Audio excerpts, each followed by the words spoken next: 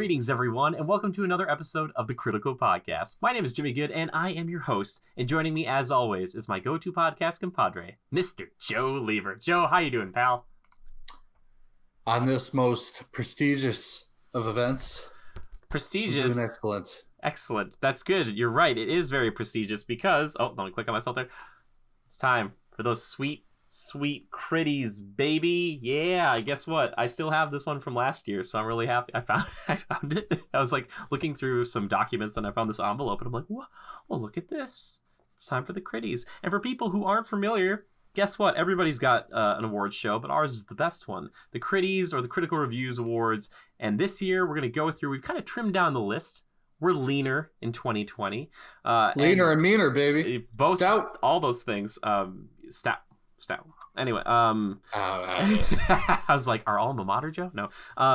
But the Critties is something I love doing every year. Just kind of sitting down talking about our favorite things from the year and going through. And yes, it is February, but we had to kind of process this. This is kind of a big deal. And also, we've been talking about Star Wars, and Star Wars takes precedence because Star Wars is very important. Anyway, so basically, what we're going to go through is we're going to go through what we have, like 4, 5, 6, 7, 8. Like 10 categories here, I think, today, roughly. And we're going to kind of take turns going through them, explaining our reasoning behind them after we give the awards out. And we are really excited because I'm pretty sure everybody who we've nominated here is watching right now. And they're just man, bated breath, edge of their seat. They're like, are we going to get Critty, baby? It's like, oh my gosh, this is like the Game Awards. Same production value, obviously. But anyway, let's get right into it. We're going to start off, and this is for 2019, obviously, but let's start with Best in Overall Detail.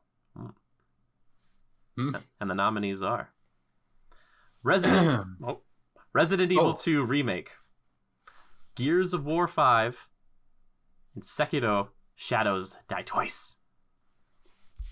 And the Critty goes to...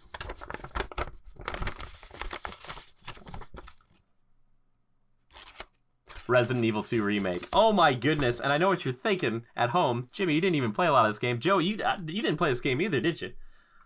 I did not. I saw snippets of it here and there. I've been exposed to, the originals prior to this remake and all, but it's a quality game. I know that. Well, I was going to say, from people who have watched the channel for a while, Levi did, I don't know if I don't think he streamed the whole thing, but he did stream a little bit, and then he also reviewed it. One of the more fun reviews, I think, also because it was someone else besides me reviewing it, so I got to have a lot of fun watching someone else kind of like work their way through a review. But even as someone who is not a huge Resident Evil fan, I can't, really talk about that this year without bringing up Resident Evil 2 a couple of times. And one of those times right now is talking about the detail, because that game is incredibly detailed. There are so many little things in that game that you can kind of focus in on, and you can see that it's so much polish. And a lot of that has to do with the fact that it's not like a crazy big open world, and that it has kind of a firm footing to stand upon from the original incarnation. Mm-hmm. But it's got to be talked about, because if you look at this game, even for just a few seconds, you can really tell that this, the world they've crafted here, and obviously are still crafting with Resident Evil 3 Remake, is something that should be talked about and lauded a bit. And Capcom, honestly, for me, this has been Capcom's greatest year. It's nuts. And we'll probably be talking about other Capcom stuff later, but Resident Evil 2 Remake, well deserved. And no better critic for the game than Levi. I mean, he knows his stuff when it comes to those games, and I think a little bit of the movies as far as I'm aware. But so I think overall a good choice for that detail category. Yeah, excellent. Joe, it's our turn. It's your turn to move into the next segment, or our next award. Oh my goodness. Oh, my turn. On the spot. Oh my gosh. All right, next one's a good one. One of my favorites. One of my favorites as a bro gamer and all, self-proclaimed. My name is Big Diesel. I like playing Call of Duty. Excuse me. Off script for a second there. That's all right. So this category, best shooter. Best shooter. Some would say one of the most popular game segments, really. Oh yeah, for sure. Maybe one of the most profitable as well. It's a good line of business to be in if you're making games. But not that other games aren't better and all, but yeah, just a standout. And this award ceremony wouldn't be what it is without a mention to these types of games. So, best shooter, here are the nominees. We've got Gears of War 5, Apex Legends, and Call of Duty Modern Warfare. So, three great games in their own right, each a little different. We've got a good mix of game types as well. We got Battle Royale, typical multiplayers. Yeah, I guess without further ado, the Critty for best shooter goes to Modern Warfare. Not even a question. Not even a question in my mind. Granted, the other games have some attributes in their own right. Gears of War is probably the most standout and different style. Apex Legends, the style of that is it's good. Respawn and all, kind of based off the Titanfall shooters. That style and feeling has always been good. But when stacked up against Call of Duty Modern Warfare, something that has been that lemon is a big juicy sucker, and they just keep squeezing every drop out of that thing. And the mechanics and the way things feel and the details of that game are, in my opinion, second to none, especially when it comes to the shooter, and probably even overshadows some other games that pride themselves on things of that nature. Ultimately, some standouts as to why it's the best shooter are the multiplayer features, the social abilities of it, join up with friends and such, the different game modes in multiplayer. It did have a campaign, which was very good. People wanted it to be longer. People thought they wouldn't do a campaign. They did, and they did it justice.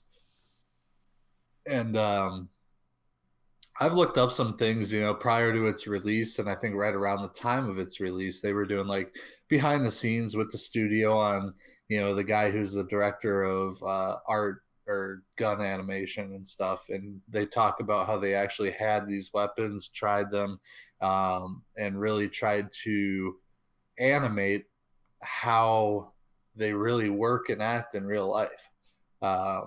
And it shows in the game. I think that's one of the most fun things about this game is every time I hop in, my goal is, okay, what weapon am I going to try today? Yeah. Right. And I change it up match to match, obviously, but I always have that mindset of I've used the heck out of this gun. I've got more kills with that than any gun I'll ever use. Let's try and switch it up and make it a little fun, and challenge yourself. Not to mention the progression, getting the camos and stuff and unlocking new attachments. And the attachments are almost endless. The camos, there's a ton of them. The microtransaction stuff and purchasing stuff isn't such a big deal. Most of it's progressional based. There is a store, obviously, and they're doing kind of a similar thing to like Black Ops, where hop in, buy, they call them blueprints for like a gun, a customized gun with different attachments and like a preset camo on it. And oftentimes they're kind of a cool variant that you can't exactly duplicate in your own gunsmith. So that's kind of a fun feature. Operators, your character that you use in the game, all of it. The accuracy of the way the mechanics work, the way the guns work, the way you interact with the environments, just top notch. It's polished, full on, full out. So, best shooter. Best shooter. Call of Duty Modern Warfare. There you go. I like it. Cool. So, what's our next category, Jimmy? The next category, we're moving on. I love it. We're moving fast. Next one that is very near and dear to my heart, and we kind of merged two groups together this year because we had an idea for best action game, best RPG. We're just doing best action RPG, which there are differences. I know we just didn't play enough RPGs this year, but anyway. Best action RPG. What makes a good action RPG, right? Obviously for me, it's the feel of the game, the characters, story is important, all that stuff. We got three great contenders this year because we got some good stuff for people who enjoy that stuff like I do. And nominees are Sekiro: Shadows Die Twice, Devil May Cry 5, and Star Wars Jedi Fallen Order. And the Critty it goes to. A few good ones here.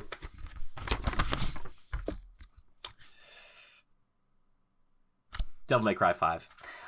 Okay, so here's the deal, everybody.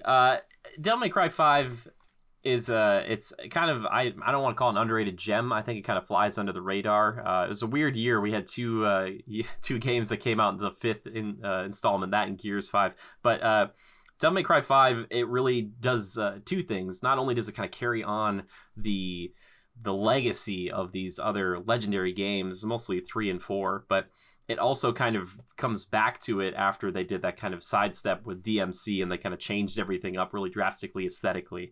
And while that game has its merits technically, this one is on a whole new level. And talking about kind of polish, you kind of see that in a lot of the games we're talking about this year.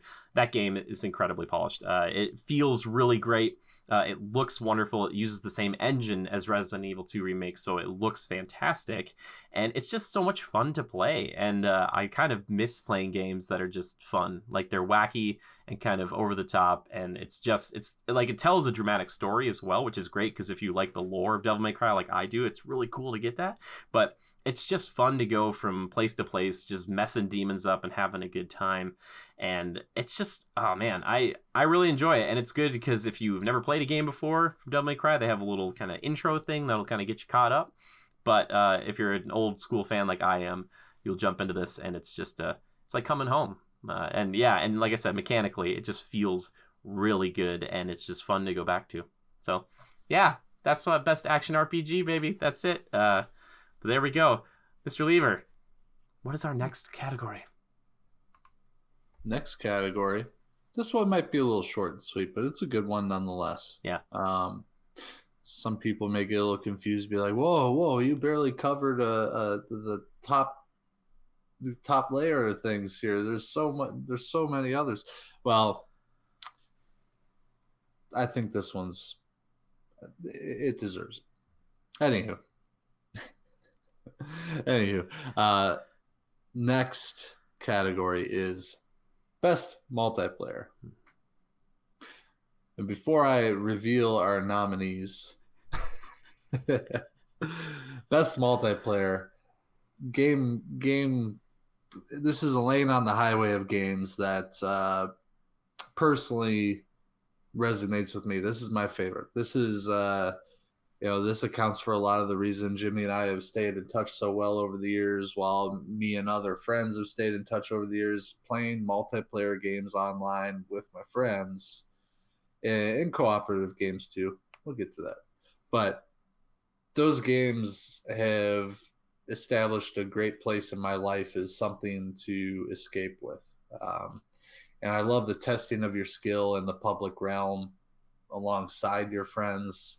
I like that sort of thing. I really like it. So without further ado, our nominees for this category are what's that? Sorry, my other earpiece is What do you mean? Oh, okay. Okay. Yes, sir. Yep. So I'm being told that nominees are not required for this category. Unprecedented. The winner of the Best Multiplayer Critty Award goes to Call of Duty Modern Warfare. I think this is well deserved. I won't even get into it, and I will spare the listeners time. It deserves the Best Multiplayer Award because of all the reasons it deserved Best Shooter. The experience is fully immersive, just to kind of summarize. And when you're playing with your friends, it's truly geared towards that. Sometimes it's pretty leisurely, and you can play it that way. You can hop in alone. But when you're with your squad, that communication, good comms, talking about, hey, I had somebody in the back of the rug shop or over in the tech store, stuff like that, just really amps it up, and you start to get the little sweaty palms going, Yeah. and that's fun. I think they do a good job of having multiple different multiplayer game modes that you can test your skill in multiple different facets. Mm-hmm. It's not just team deathmatch or domination and multiplayer. You've got ground war. You've got realistic ground war. You've got night vision versions of the multiplayer. You've got 2v2 gun matches where you get predetermined gun loadouts and equipment. And you have to kill the other two on the other team in a small closed-in map. There's 1v1 stuff. It's great. You know, people keep talking about a battle royale there, which would only project this multiplayer through the atmosphere, right? But even if they didn't release something of that nature, a battle royale, I think this game stands on its own, just with the great multiplayer it has. It's perfect. It's got a great variety, and not much more to say. Well deserved. So Fair enough. back to you, Jimmy. What do you got for us? Well, I was going to say, I forgot to caveat this at the beginning, but we're trying to keep all the games we're talking about this year that came out this year. There might be some ongoing games that some people might be like, oh, this game deserves best multiplayer or best co-op over the years or whatever, but we try to keep it fresh. Sure. And also we try to keep it to the games that we either played personally or as a group. So that's why we kind of have that Levi who isn't here today. Sure. But just to keep that in mind, if someone's out there and they're like, well, this deserved that, just remember we didn't play everything. I'm sorry, we couldn't. We didn't have the time. The personal relationship towards the games we're talking about only helps us, and I think it's fun, and it resonates with the community a bit. We've exposed them to it. Well, you have, and I try. And try so hard. They've kind of had their spots in the channel throughout. Yeah, but whether talked about the podcast or you've done a review or Levi streamed it, stuff like that.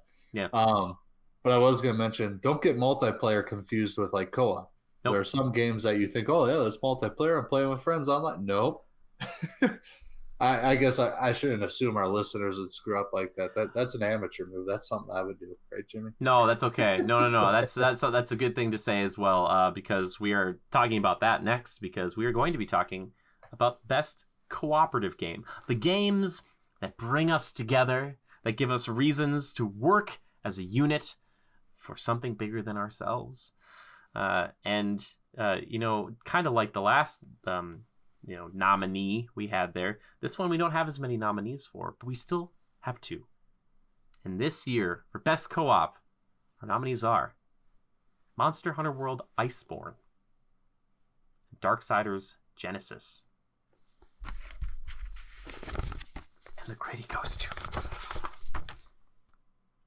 What did you think? Monster Hunter Iceborne. Come on. Okay, so Monster Hunter World Iceborne. I know it's not a full game, but the fact that I would correct you there. It is a full game. Sure, I know it probably should have been resold as a full game. It's not, but technically it feels like it. I'm glad that it wasn't, because we just got more stuff for less. But yeah, Monster Hunter World Iceborne came out back in September, I think. And I don't know. Since then I've poured in, maybe personally, the most out of all of our kind of group here, but I put in at least another 100 to 120 hours at least. And I still at times feel like I'm just scratching the surface, not only of just Monster Hunter World, but also of the new add-ons, of not only the new monsters, maybe kind of the reskinned, rethemed kind of twists and remixes on the old monsters, but all the armor, all the weapons, and still learning just even some mechanics that I'm still like, oh, okay, that's how that works. But it's so much fun. It's a game that is still so gripping. And the other night we were playing, and I started before anybody else. I think I started at like 8:30, and we got done at like 2:30 in the morning. So it's like 6 hours that just is like, it just, man, it is so like, it just grabs you by that hunting horn, doesn't let go. And you're like, I can't not play. So, and I did want to mention Darksiders Genesis just for a second, because it is a very co-op focused game, but you can play it alone. I did have fun playing co-op, but Monster Hunter, like, that is so at its core, like, you can play it alone, but it is just so much more fun with friends. And I think it's something that if you have a group and you're kind of concerned about how kind of complicated it can be, because it definitely can be, there's so much to learn and so much to know, and there's so much we still don't understand. Like, I don't understand a lot of stuff still, but it's just so much fun to get in there and make friends. Like, we finally made a friend the other night, and this guy was a true professional, and it was really wonderful. And that, I think, to me, not only co-op with your friends, but co-op with a complete random stranger you're not even talking to, and knowing how to work together is just, it's a game unlike any other. It really is, and it's deserving. Truly. Yeah. Truly. There we go. Anyway, Joe, what's our next category? For next category, we have I'm going to keep this one real short and sweet. Next category, best expansion. Nominees are Monster Hunter World. Winner is Monster Hunter World. Boom. Need we say more? Is there anything more to say? I don't know. I don't even know of any other real expansions. But even if there was, what's the point of mentioning them against something as great as Monster Hunter World Iceborne has been? It's hard. As I said when you started out, you're like, Monster Hunter World Iceborne, more of an expansion, not a full game. Yeah, it's a freaking full game. I mean, I think we've got just as many monsters or dang close, and they keep growing and adding more monsters, which always it's just it's been exhilarating. And it's funny how they released 2 new monsters and immediately it's like, well, dang, I gotta get back in there and check this out, right? And there are still a couple I haven't seen. I mean, it's hard to dedicate all my time to that, especially, you guys spread the load a little bit. But like you said the other night when you hopped in, I joined up with you and we had our buddy Leo in there. I mean, 6 hours gone like that. I still didn't see those 2 monsters I haven't seen, but I mean, like the progression and I kind of like to start that game with like, okay, what do I want to work on tonight? Like, let's pick a few monsters I want to focus on and start fighting them and mix a few in between there. It's just exhilarating. Like, you get sucked in. It's it's a Monster Hunter wormhole and you're gone. I love it. So the fact that I only paid $30 for that makes me feel like I feel guilty, like I stole it. Well, did you pay 30? I thought it was 40. Even if I don't care, exactly. Less than full price, and I feel guilty. I was like, wait, you got it for 30? I'm like, you must feel even better. I was like, that's great. I was like, congrats, man. Yeah, Monster Hunter, man. Yeah, so I'm sure you agree, Jimmy. If you had anything to add, go for it. No, that's pretty much it. I just think that Monster Hunter World Iceborne is something that we want to talk about a little bit this year, and it's really worthy of the praise. And they could have just, reskinned a few monsters, and they added not only 1 zone, but like 2 zones. And special, like, the crazy guiding lands thing, that's like a melding pot of all the zones. And then there's like special boss monsters that have their special own arenas on top of it, and it's just ridiculous, but like in such a good way. Like it's maybe the first time for me. I don't want to say in my life, but recently that I have gotten I purchased something, and I've felt like I've gotten so much more back than I ever spent that money on. Like that money to me, like it just feels like, it kind of feels like getting into Disney World almost. Like I'm paying, and I'm like, it doesn't really matter. Like the experience and the emotion and the fun that I have of it, it just gives so much more than it takes. And that is it's like you paid $50 for a 5-day Disney World vacation with park hopper passes. And every time I show up to the park the next day, they're like, "Well, there's a brand new ride." And it's like, "Wait, what?" And they're like, "Yep, it's a new ride. And there's actually some new gear over here if you want to purchase some stuff." Shut your face! Like, you're kidding me. They're like, "Yep, we just made it last night." And we're like, "Oh, how do you guys do this?" It's great. It's wonderful. Let's move on. We're going to change gears a little bit here because we do talk about other things besides games on this channel. We talk about movies as well and other things. But we're going to talk about the best drama that came out this year. Now, yes, we're not necessarily known for watching a ton of dramas. There were many award winners this year that I had no idea or ever heard of. But there really only is one, contender, I think, for me. And it sounds like the guys aren't really going to fight me on it too much, but let's still just Still just try it out anyway. And the best drama Critty award goes to Joker. I gotta be honest with you guys. I saw Joker back in October when it came out. Pretty stressful time. And, just life is stressful. But, like, watching that movie, it was like, it was not like a, oh, yes, this is a cathartic thing. It was really well done. The acting, I mean, that alone, you could just kind of hang your hat almost on that. But the fact that they kind of recreated, like, a 1980s New York, and they made it compelling, I don't know if it would have gotten as much attention if it weren't kind of themed around a comic book character like they did it. But I think about it a lot. It still freaks me out. And kind of like Logan, it's one of those movies that I saw once and I don't know if I ever need to see it again, because it's just like, it's just within my mind. And I'm like, oh my gosh. And yeah, it is truly drama. Like it's just so like it is very over the top at some points, but it has something to say. And I think it's a fascinating film. And if you're out there and you haven't seen it yet, I would say give it a watch sometime. Might be something to do at home. Maybe watch it with the loved ones. That way you can like hold each other at the end of it, because when it's done, you're like, oh my gosh, like you just are like, whoo, talk yourselves out of the depression. Yeah, I was legitimately sweating in the theater, and I don't know if I've done that since like the end of Return of the King, where it's just like, oh gosh, what's gonna happen? Nothing compares to that. Hey. But so there you go. I think it's well deserving, and again, Joaquin Phoenix's performance alone is just it's so incredibly well done, especially after we look back at how many different types of Jokers we had over the years, and regardless of who's your favorite, I think this one is it's definitely different. So there we go. Anyway, Joe, time for you to talk about probably one of my favorite possible categories that we ever talk about here. Yeah, definitely. I think as far as our channel in general goes, probably the most tippity top of the mountain peak of the mountaintop. Something with all the summit. Yeah. The summit. Yes. We'll plant the CR flag at the top. This is now our land. That's where the fake eagle is, at the summit, just like on Expedition Everest. They're like, look at how it flies. Remember that thing?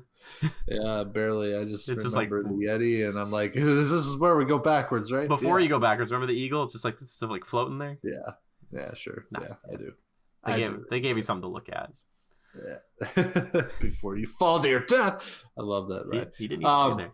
All right, so wow, we're over here, then we're back here, and now we're here. All right, we're back on center. All right, so tippity top of the mountain peak top. God, there's got to be a better term for that. But we're at the summit of the CR Reviews Critty Rewards, the most anticipated category of the evening, I would slightly say. Slightly. There's a lot of good ones.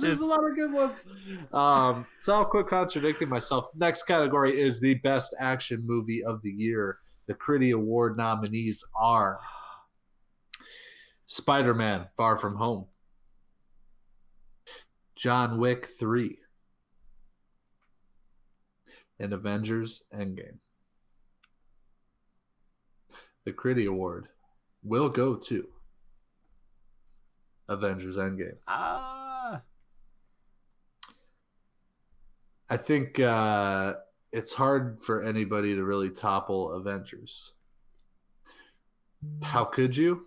Have about 10 years of movies that all tie together and then culminate into one to back it up. Yeah. Sorry. It's hard, 10 years down the line, some series will pop up that'll do it. That's the thing about Avengers: Endgame. I think you could kind of draw a line and say, well, what about Infinity War? I didn't quite get the feelings out of Endgame that I did with Infinity War.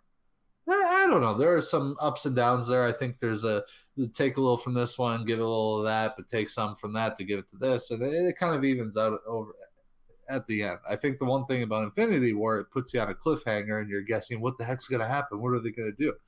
And that anticipation or that bated breath at the end of the movie after being on the edge of your seats, I think just kind of hypes things a little bit and makes you feel it sticks with you, right? Because it wasn't the conclusion is a little open ended. But Endgame, I think in its own right, an excellent movie. It's interesting to see how they pick up and take off after the effects of Infinity War. There are some things with all movies, there are drawbacks, maybe poor decisions in the directorial room, or the story, the writer's room in general. We won't get into that. We've talked about the movie before on the podcast. Go back and check it out. There's a great archive on that CR YouTube channel.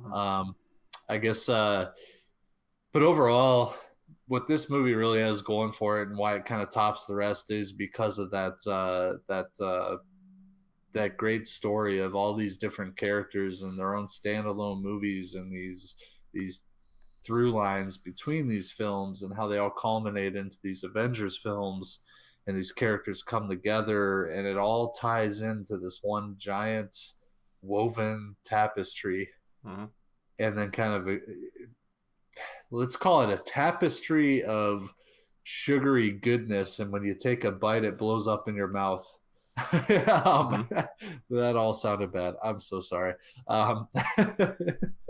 It just for people, especially in maybe our generation, in their 20s and such, and even older, it just, you kind of grew up through maybe your teenage years, late teenage years, going to see these Marvel films, and they had a formula. The formula was just right. You couldn't really say bad about them. Sometimes they weren't necessarily a crazy standout, but they were still quality, right? And you appreciated them. You liked seeing them in theaters because they kind of had a big feel about them. And with all of them leading up to this, you form those ties and those the emotional bond to these films. You care about the characters for the most part. You develop favorites. You root for certain ones.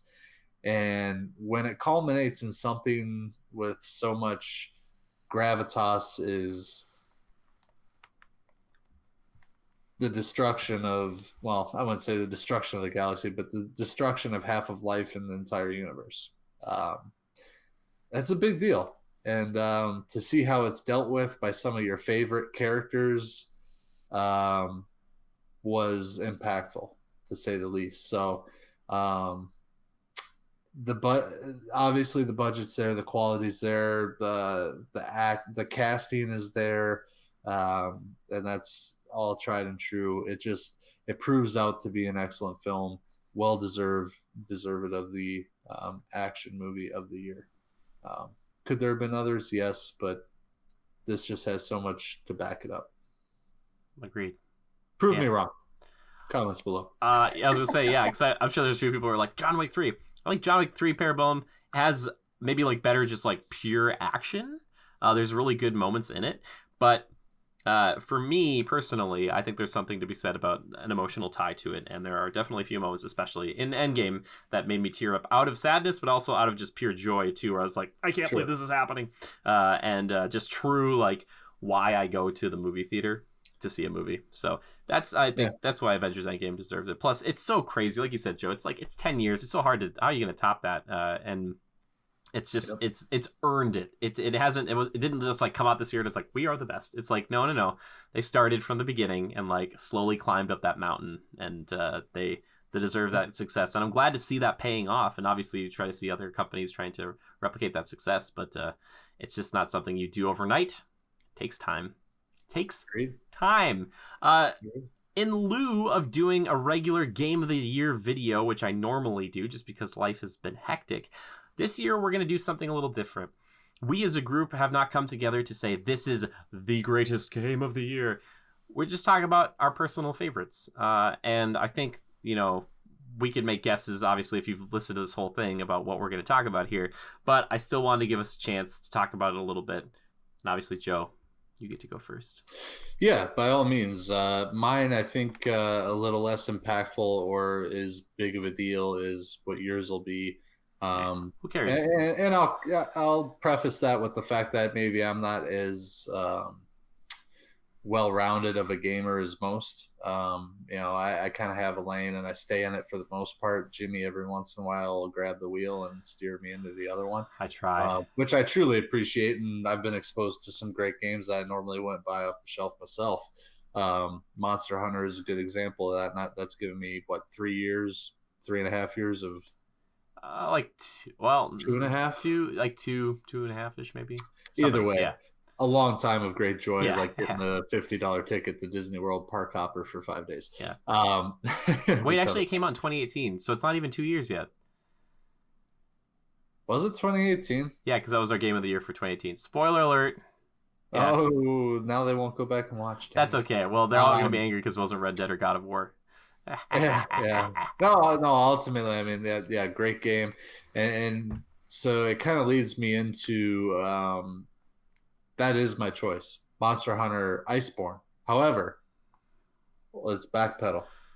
I will not say that's my formal pick. It's what I kind of want to pick because it's kind of it blurs the lines for me. It has a little bit more diversity to it. It's a little bit more stuffed, but I feel like technically people would argue, well, it can't be game of the year. It's not a new game. It may be best expansion. I don't know. There's some technicalities there, and we did call it out for a couple of awards. But at the end of the day, I come back to my bread and butter, what I'm really self-proclaimed semi-good at, and I just enjoy. Like if I have a few hours to kill one afternoon and nothing to do, I'm going to boot it up, right? Call of Duty Modern Warfare came out this year. I've been playing it pretty much nonstop since it came out. Jimmy, every once in a while, you're able to pull me away for a few hours, kind of a thing with Monster Hunter and such. But or the podcast or whatever. Or the podcast or Star Wars Battlefront. I have my priorities and all, but this game really is gripping for me. I get pulled into it with the competitiveness, and I just really appreciate the quality of the game, the fun I can have with my friends, and the fact that I'm testing my skill against the public. Just kind of resonates with me. I like it, and I like the variability of the game modes and everything. I'll tell you what, that accuracy and the way the guns function and your reload mechanics, and when you fire the gun, the way it reacts like a shotgun, it actually does but it's not like clunky. It is smooth, methodical. It's like if an actual soldier was doing these actions, and I just appreciate it. I really like it. And the customization is another thing. I don't think anything gets anyone more than aesthetic, vain customization. Like, I mean, who doesn't like having the coolest calling card in the party, or my gun, check out my gun, this is my favorite one. So when you're in the queue and your team is walking down the road or whatever, it's like a virtual your character walking, so it shows them, but you can pick your favorite loadout and he'll be walking with that gun up, kind of a thing. And it's just kind of cool to show it off. Obviously I see it in kill cams and stuff like that. And not only that, but you're looking at it. You got to appreciate the beauty of what's in your soldier's hands, and whether you got the gold camo or some sort of cool variant that you bought in the store. I like those little details. It kind of makes it fun for me. And I'm a sucker for aesthetics, I guess. I hate to say it, but obviously why they make a lot of money off the store. But yeah, I like variability and everything. And this game has been well balanced and just a full on joy to play. So I'll be playing it until the next one comes out, I'm sure. My name is Big Diesel. I like playing Call of Duty. Nothing wrong with that. Thank you, Jimmy. Thank you. He makes a good point there. And that's why, for me, my game of the year will be called... No, I'm just kidding. I've been playing Modern Warfare by myself. No. For me, game of the year, it's funny because this year came out a lot of big games. Like Kingdom Hearts 3 finally came out. Gears 5 came out. Like games that I probably should have been like head over heels with and love. But, and oh man, like the hope that like Anthem or Ghost Recon Breakpoint would just be like really, the games that we just can't stop talking about. I wish that were the case. But sorry to unfortunately, interrupt you, but there's a reason we didn't do most disappointing game of the year. Yeah, I don't know. You ask yourself why I brought it up at that moment. I don't know. There's a lot of candidates. But like you want to hope, and not too many times where your hopes met and then exceeded in such a way. But for me, my personal game of the year is going to be Devil May Cry 5. I am a huge sucker. If Joe's a sucker for aesthetics, I'm a sucker for style. And that's why games like this and like Persona 5 and stuff kind of resonate with me. I like to be the guy in the room who's the coolest and is like the most proficient at killing and does it in like a fun, crazy way. And the way that they kind of manipulated how Nero works in this game by giving his arms a bunch of different abilities, which I will be honest, I did not use all the time. They're really cool. I liked the missile that I could ride as like a skateboard and kickflip demons in the face with. I thought that was a lot of fun. But the variability between not only him, newcomer V, who you can, if you're doing well enough, if your style meter's high enough, you can start conducting a fake orchestra as they play Ride of the Valkyries, and your monsters are attacking for you, and it's like bum bum ba bum bum bum ba bum, like that kind of stuff is so much fun. And then Dante, who's like 6 fighting game characters shoved into one person. Like he's so technical, and like his old weapons, his new weapons, just like using a motorcycle and splitting it in 2 as a weapon. Like that is just so much fun. Like it's just so cool. I like Nico, your mechanic. She's so interesting and funny, and she's such a good kind of partner to Nero, and the story there that does intertwine with past characters, which I won't get into for spoilers, but one of my absolute favorite characters is in that game, and I really enjoyed it, and I'm excited to see it back on track, and I just can't wait for 6. And I just, for goodness sakes, guys, do co-op. I know you're doing co-op on like the special edition for like Devil May Cry 3 on Switch. Just do co-op in the future. I want to play this game with somebody else, because like I just think it'd be so much fun if you're just kicking it, Nero and Dante fighting back to back, just hundreds of demons. It'd be so good. And yeah, the game has its flaws. All right. There are some problems with it, but overall, it's just it ranks so highly for me. And I try to look at it both objectively, but that's basically impossible. So there's that subjective feeling I have towards it and the franchise as a whole. I just really enjoy it. I really do a lot. And I think if you're into that type of game at all, you should totally check that out. But any of the games we've mentioned here today, I really think are worth your time. I think people who are listening to this have probably either tried these games personally or have actually just seen them pop up a bunch and have that kind of feeling too. And even if you don't, maybe you learned about a game here today, maybe that you didn't know about before, or a movie. But I really am interested to hear what you guys think too, because I want to hear from you. And we actually had a few people write in, so community feedback and questions, which I really appreciate that people do, because I'm not always sure if people are going to. So this comes in from our Discord. Lodiaz, he says, ooh, from 2019, I gotta say Death Stranding, even though I haven't actually finished it yet. It really keeps me engaged with great characters and story. Excellent. There you go. And then Fragadin writes in for both a game and a movie. He says, Resident Evil 2 remake for game, and for movie, it was Joker. So Fragadin having a very depressing year. No, I'm just kidding. He's just like, there's zombies in the police station, and also there's a crazy guy dressed up as a clown. But that obviously we talked about some of those things, and I really appreciate when you guys write in. It really means the world to me. So thank you for listening. And this kind of a short, kind of condensed, Critties, fast 2020, and hopefully 2020. Like when we talk in 2021, if we're still doing all this, I really hope there's just too many options where we're just like, oh my gosh, Cyberpunk 2077, Final Fantasy VII remake, and the Avengers game was amazing. I want to say that. Is there such a thing as too overstuffed when it comes to our things? No, never. There's never enough. But Bring anyway, it on, baby. Yeah. But if you guys ever want to write in with some of those games and stuff, either leave them in the comments down below, or you can tweet at us using the hashtag Critical Podcast. You tweet it at GoCritical. That's our official account, or just tweet at me personally. I'm a JimmyGood013. I love a good meme or a good GIF. So if you have a funny meme or GIF, doesn't have to be anything related to like Star Wars or Marvel.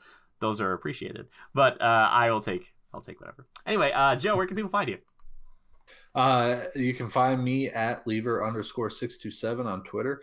And I guess I'd like to wrap up my part as co-host here this evening Do it. by saying thank you to those who have made it through a full year with us and have listened to, say, last year's Critties and, what's changed in the updates for this year and heard what we had to think about them in general, broad overview for this year. And then welcome to those who are new listening. Hopefully we'll catch you at next year's Critties episode. But as always, a fun year with you, Jimmy. Experienced a lot of good stuff, multimedia, any media, all media. That's true. It's been great. So another good year, and looking forward to next. Yep. Next year's show will be dominated by a bunch of theme park things because Joe and I went to Walt Disney World. Those vlogs are up now, or most all of them, by the time you're watching this. So next year, they'll just be like, and best ride goes to, best popcorn goes to. You're like, oh, okay, why is he doing this? I appreciate, Joe, I appreciate you being on. You've been on so much. You've been on more than any other person easily for the show, and not even a question. I'm the main co-host, baby. You are the main co-host. Yeah, because like Levi, you just never know where that. He's just so... He's got stuff going on. He's moving and stuff. People get busy, but it is a pleasure to always have Levi in as a guest. It's nice to have the three of us banter back and forth. And like Joe was saying, Levi, come back to us. Thank you to everybody who's listened to us. And I know, we've talked about this in the past, and this is definitely not a big audience, but that's okay because it means a lot that there people are continuously listening. If there is anybody new here, let us know. That would be crazy. But also to the people who have been so steadfast. I know a couple of them. Thank you so much for tuning in. I hope you enjoy it. We're working, like I keep talking about this. We actually have on our website, which is just gocriticalreviews.com. We have audio versions we're starting to put up there now too. So if you can't actually watch the show, you can just listen to the show, and we'll try to get it on Spotify hopefully in the new year. Here, still working with somebody on that. It just takes time. But yeah, please let us know like what you like about what we're doing, kind of transitioning, changing things, if you'd like to bring things back or ideas you have in the future. I really want to hear from you guys because I want the show to be something that you have a big part in, you have a big say in, and it means something to you. Like it means. What do you want us to cover? Yeah. Please, because we've been going through Star Wars stuff, but we can change it up. But also, I feel like we should finish it off. There's a lot. There's so much. We're gonna finish it off. We gotta. Yeah, and I made a promise to people that I have my mom on the show eventually, so we're gonna have to have her over and have her like sitting like here, and I'll be like, Mom, what do you think about that new Morbius trailer? And she'll be like, I think he should bite less people, and I'll be like, hey, okay, like. So nice. Yeah, she's. The thing about this show is regardless of listener counts, audience size, that sort of thing. Doesn't really matter. The thing is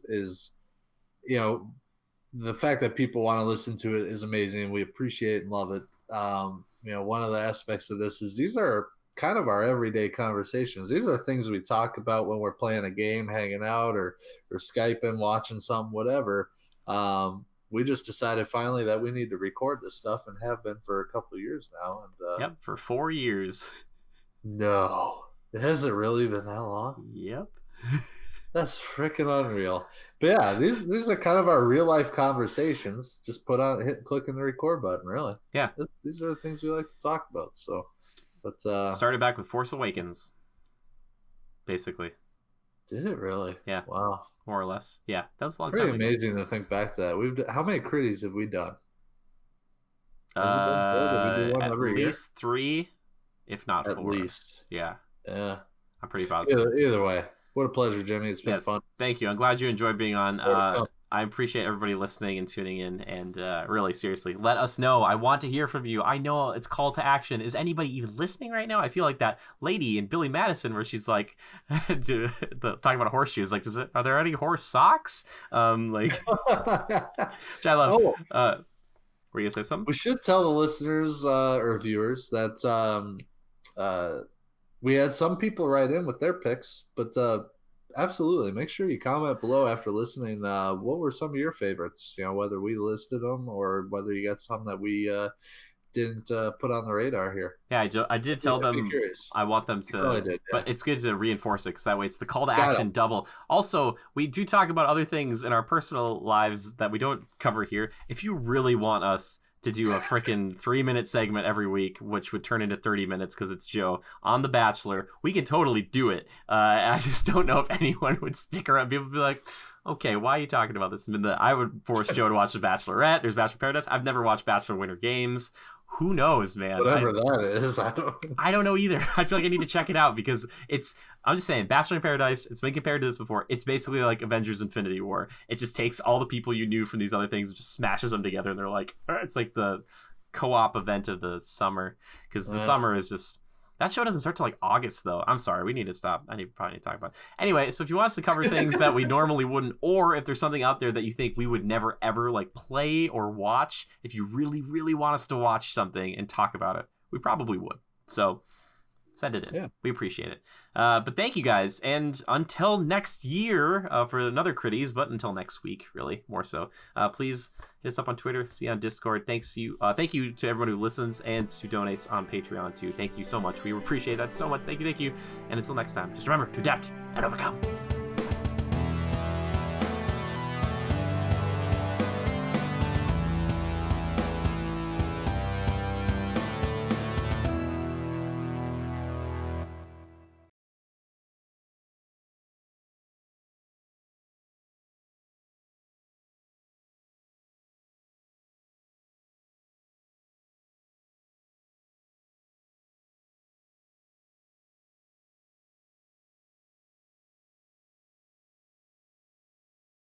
And we'll see you next time.